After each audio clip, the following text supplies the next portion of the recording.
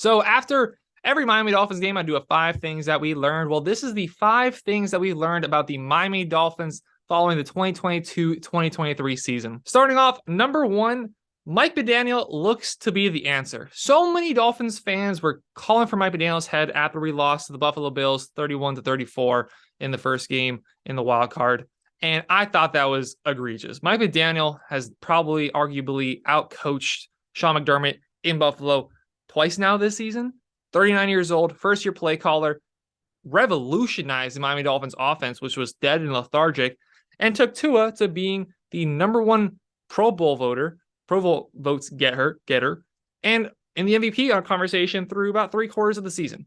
What he's done with the offense is special, is truly special, and he's only going to get better. He's 39 years old. This is his first time on the job. He's learning things out like, I don't know, paying attention to the play clock, for one.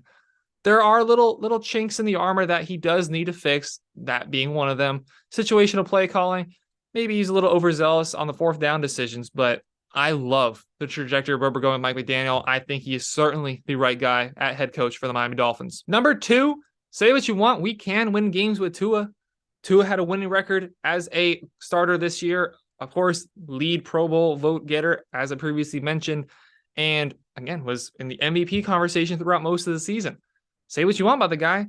We can win games with him, with Tyreek Hill, with Jalen Waddle.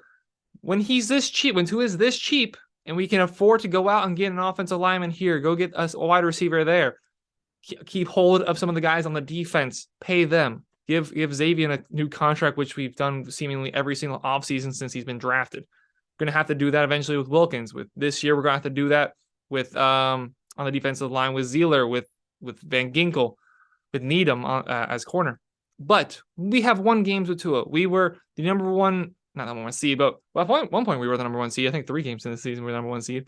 But we were top of the AFC East after week 11 with Tua. I don't know if he is the answer, but I know at the very least you can win games with Tua at quarterback. But that does lead us to the reality of number 3, that Tua does bring stress to the team.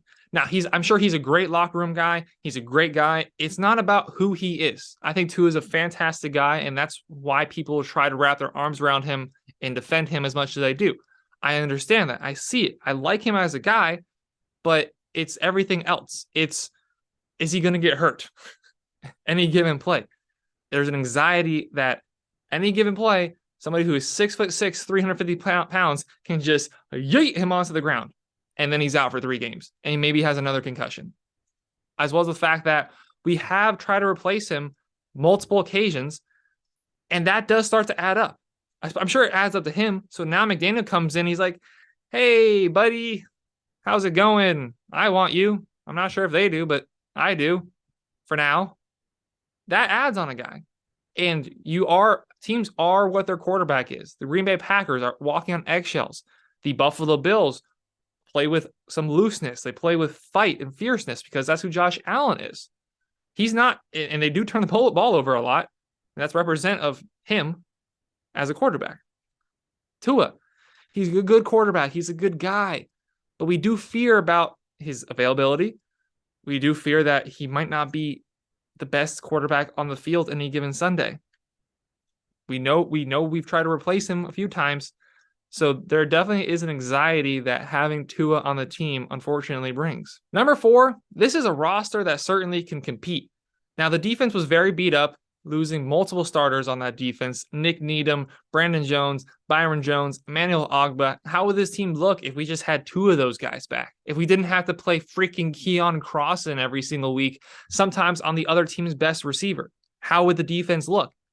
Obviously, fully healthy is a pipe dream that's never going to be a reality. Somebody's going to get hurt pretty much every single week. Almost every single week, half the teams in the league has a player that goes down with a season-ending injury. It's just the nature of the game. It's football. We know that's what it is. They know what it is. But a healthy enough roster with a new defensive coordinator now with Josh Boyer's gone on the other side, this is a team that if they're hitting their stride, we saw them this year. They can beat anybody. They can beat the Bills down here. They can only lose to them by a score, and the game comes down to the last second up in Buffalo. We saw them come down from 21 twice against the Baltimore Ravens. This is a team that can compete. With Tua going down in Cincinnati, with Teddy Bridgewater stepping in, we competed. We looked good. I know this is a team that can compete because we saw it. It's a very talented roster. Look at the defensive line. Obviously, Christian Wilkins and Zach Zealer. Then you have a plethora of guys coming off the edge. Bradley Chubb, Jalen Phillips, Manuel Ogba if he's still there, Andrew Van Ginkel. All around this Dolphins team, there is talent.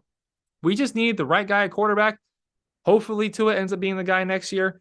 And then we'll see what happens and try to push for a championship. But number 5, job's not finished. I hate sitting here and trying to talk about progress because I feel like we've been talking about progress for 4 years now. Seeing a team build, seeing a team almost get there, just a few pieces away.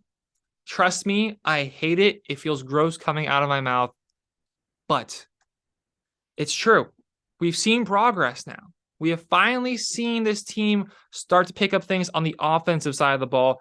Defensive side of the ball let us down, unfortunately, this season. But the offense, which was piss poor under Brian Flores, finally started to gain some positive momentum and was one of the best high-flying offenses in the league. I believe that's going to continue over to next year. Now we need to find a defensive coordinator. Now we need to bring back some of the guys like Zach Zealer, Andrew Van Ginkel, make decisions on the guys like Mike Gesicki, Nick Needham. How's he going to look after his, was it Achilles or ACL tear? Brandon Jones, how's he going to look? There's going to be some cut candidates that we're going to discuss about here on the channel. Job is not done. Losing it in the first round of the playoffs. We got to the playoffs. Okay, cool. Third time in my lifetime. Third time that I've watched us get to the playoffs. And I was happy with it. We put up a fight. That's cool. Job's not finished. We have not brought in a Lombardi trophy. We've not hung a banner or put up whatever it is you want to call it on the perimeter of the stadium. We're still far away. We still have some stuff to do, but I do feel confidence that this team is going to get closer and push forward to a Lombardi championship starting next season.